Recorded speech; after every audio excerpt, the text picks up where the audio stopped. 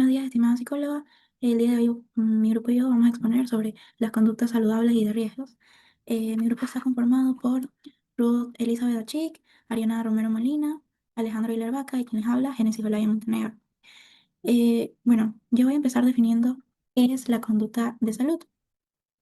La verdad, tradicionalmente se ha asumido que las enfermedades dependen únicamente de los factores biológicos, pero la evidencia actual demuestra que hasta las tres cuartas partes de los fallecimientos por cáncer, por ejemplo, están vinculados directamente al comportamiento individual. Entonces, nosotros como futuros psicólogos, nuestro campo de acción no es solo intervenir en la enfermedad o en el síntoma, sino comprender los factores psicológicos que motivan o frenan estas conductas. Comencemos analizando cómo ha evolucionado el concepto. En 1966, Tals y Cobb plantearon una definición muy ligada al modelo médico tradicional, como mencioné anteriormente, señalando que son actividades que hace una persona mientras se siente sana para prevenir enfermedades. Sin embargo, este enfoque tiene una limitación, o sea, asume que la gente solo hace cosas saludables por motivaciones médicas. Por ejemplo, si un estudiante de nuestra facultad va al gimnasio, probablemente no esté pensando formalmente en prevenir un infarto a los 50 años, sino que va por estética, por manejo del estrés académico, por socializar o por simple placer. Entonces ahí es donde aparece la definición de Harris y Guten en 1979 y ampliaron esta definición y aclararon que la conducta de salud se realiza independientemente de la percepción del estado de salud, incluyendo también a personas enfermas. Por ejemplo, si una persona sufre un infarto y el médico le cambia radicalmente la dieta, esa modificación sigue siendo una conducta de salud orientada a mantener y proteger lo que le queda de ella. Bueno, para operativizar esto en la investigación y en la clínica, Matarazzo introdujo en 1984 dos categorías conceptuales. Por un lado, los patógenos conductuales y los inmunógenos conductuales. Los patógenos conductuales son prácticamente aquellos hábitos que actúan como factores de riesgo destructivos. eh, por ejemplo, el tabaquismo, el consumo excesivo de alcohol, el dormirse de tarde, el no usar condón, eh, el sedentarismo. Entonces existen tantos ejemplos como patógenos conductuales. En cambio, los inmunógenos conductuales son prácticas protectoras, como el ejercicio regular, lavarse las manos, el dormir lo suficiente, el ir a chequeos médicos también.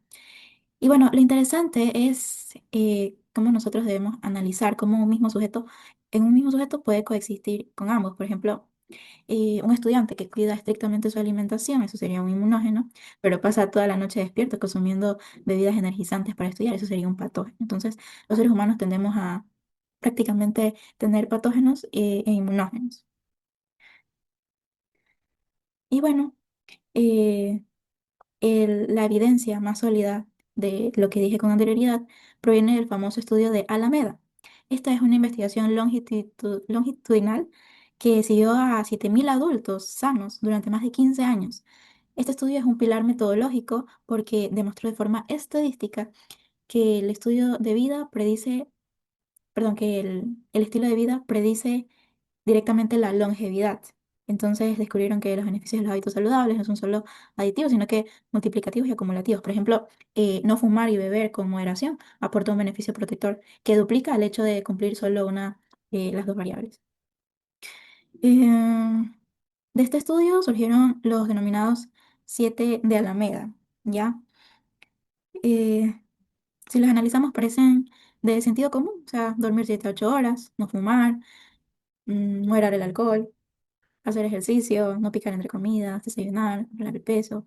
Sin embargo, si hacemos un análisis crítico y lo aplicamos a nuestra propia realidad eh, como universitarios, ¿cuántos de nosotros cumplimos los 7? Y la verdad es que factores como el estrés por los exámenes finales alteran directamente el ciclo del sueño y nos lleva también a saltarnos a veces el desayuno, porque a veces nos levantamos tarde.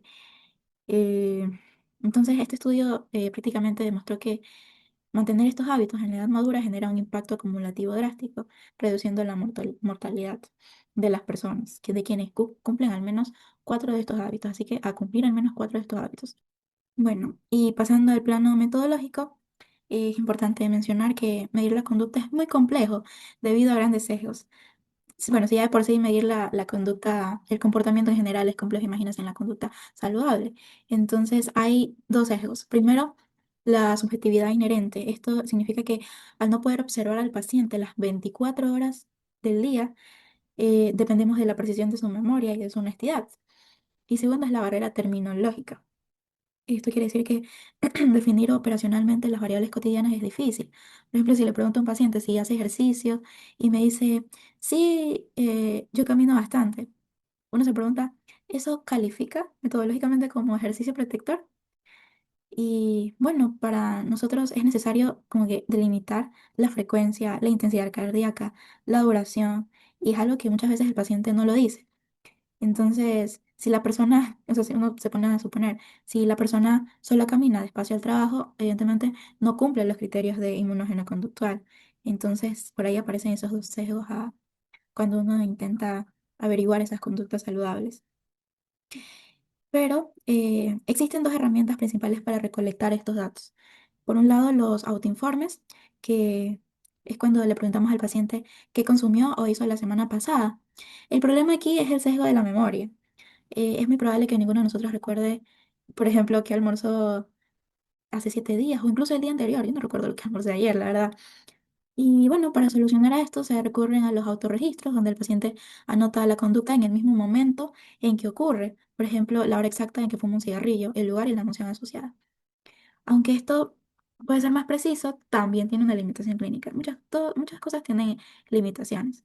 Entonces, ¿cuál sería esa limitación? Algo que llamamos reactividad. Porque el acto de registrarse funciona como una intervención en sí misma. eh, Como una intervención en sí misma. eh, por ejemplo, si un paciente nota en su registro que lleva 5 tazas de café en la tarde, entonces su propia conciencia lo va a obligar a detenerse. Y bueno, ya deja de hacerlo. Ahora, eh, un obstáculo en las entrevistas y registros es el sesgo de deseabilidad social. No solamente pasa cuando intentamos averiguar las conductas saludables, sino en general, incluso cuando le preguntas a tu amigo sobre alguna situación, es probable que minimice u oculte cosas.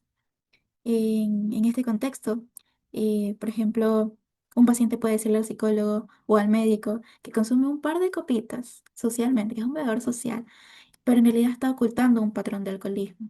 O asegura que se lava los dientes 3 veces al día cuando en realidad no lo hace. Generalmente porque las personas sentimos vergüenza o miedo a ser juzgadas. Entonces, eso en cuanto al sesgo de deseabilidad social. Ahora, para sintetizar estos datos epidemiológicos, la Organización Mundial de la Salud eh, clasificó sus 10 principales factores de riesgos globales. En este caso, yo los clasifiqué en tres grandes categorías, conectándolos con, o sea, con el impacto patológico que genera en la población. Entonces, he hecho esta tablita. En cuanto a los factores conductuales, encontramos el tabaquismo, el consumo excesivo de alcohol y las prácticas sexuales de riesgo. Su impacto patológico directo es masivo, estando a la base del desarrollo de distintos tipos de cáncer, de infartos y la transmisión del VIH y SIDA. En cuanto a la categoría de los factores fisiológicos, hacen referencia a alteraciones del organismo, como la elevada presión sanguínea, el colesterol elevado y la obesidad. Estos factores disparan la prevalencia de enfermedades coronarias crónicas y los accidentes cerebrovasculares que saturan los sistemas de salud. Y eso es muy importante, al menos promover conductas saludables como prevención y promoción, porque eh, muchas veces en los centros, en los hospitales y centros de salud es difícil controlar o es difícil atender a muchas personas que tienen una enfermedad en específico. Entonces, mejor es, como dicen por ahí, mejor es prevenir que lamentar. Y también puse una categoría de factores nutricionales que incluyen extremos crónicos como el bajo peso corporal, las deficiencias de hierro o dietas inadecuadas altas en grasa y sal. Las consecuencias pueden ir desde la anemia, las enfermedades del corazón, hasta realidades desgarradoras como la mortalidad infantil en países en vías de desarrollo, como sería nuestro país. Y bueno, como para dar cierre a este tema, debemos saber que nosotros como psicólogos, algunos futuros psicólogos clínicos y de la salud, eh, al menos esta tabla y este tema nos demuestra que existe una frontera entre lo conductual lo fisiológico y lo nutricional. Y muchas veces eh, las alteraciones fisiológicas, como, qué sé yo, el colesterol alto o la obesidad, se gestan, se empiezan desde elecciones conductuales y estilos de vida inadecuados. Entonces, por eso decía que es mejor diseñar intervenciones preventivas.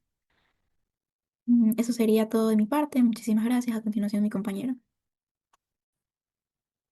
Buenos días, mi nombre es Ariana Romero y este diapositiva vamos a hablar sobre la conducta sexual de riesgo y sus consecuencias. A continuación voy a hablar sobre el consumo del tabaco.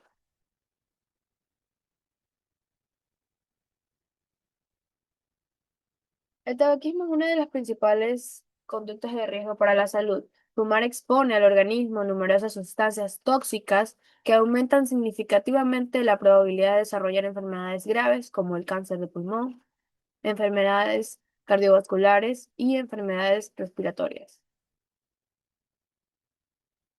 Dejar de fumar produce importantes beneficios para la salud. Incluso si una persona abandona este hábito entre los 50 a 60 años, disminuye considerablemente el riesgo de padecer cáncer de pulmón y otras enfermedades asociadas al tabaco.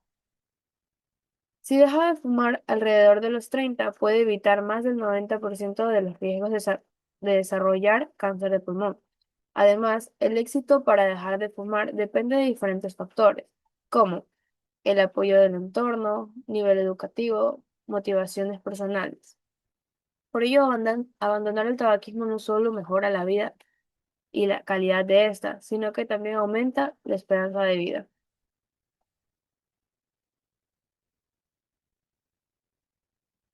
Factores que influyen en el tabaquismo: la influencia de los amigos o del grupo social, la presión social, la publicidad y aceptación cultural del tabaco, el estrés o la ansiedad que lleva a algunas personas a fumar como forma de afrontamiento, y la dependencia física que produce la nicotina, haciendo mucho más complicado abandonar este hábito. Conducta sexual de riesgo. Se considera conducta sexual de riesgo cuando una persona mantiene relaciones sexuales sin tomar las medidas necesarias para prevenir infecciones de transmisión sexual o embarazos no planificados.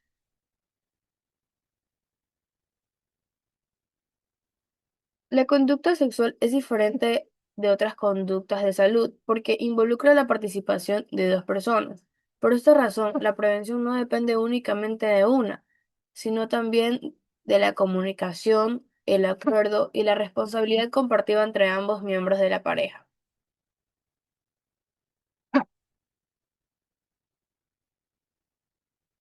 El principal factor de riesgo es mantener relaciones sin el uso de preservativo, de métodos de protección, especialmente el preservativo. El uso correcto del preservativo reduce considerablemente el riesgo de transmisión del VIH y muchas otras infecciones de transmisión sexual. Entre estas tenemos VIH y el SIDA. El virus de inmunodeficiencia humana es una infección que ataca al sistema inmunológico debilitando las defensas del organismo y aumentando la susceptibilidad de diversas enfermedades. Cuando esta infección avanza y el sistema inmunológico se encuentra gravemente afectado, puede desarrollarse el síndrome de inmunodeficiencia adquirida. Tenemos enfermedades causadas por bacterias, virus, hongos o parásitos que se transmiten principalmente a través del contacto sexual vaginal, anal u oral sin protección con una persona infectada. Entre las principales ITS se encuentran sífilis, que es una infección bacteriana que puede afectar diferentes órganos si no se recibe el tratamiento; la gonorrea, que puede afectar los genitales, la garganta y el recto, ocasionar complicaciones como la infertilidad; la clamidia, una de las ITS más frecuentes y muchas veces asintomática; el herpes genital, que produce lesiones o ampollas que pertenecen al organismo de forma permanente; y el virus del papiloma humano o VPH, considerado una de las infecciones de transmisión sexual más comunes y relacionado con algunos tipos de cáncer, especialmente con el cáncer de cuello uterino.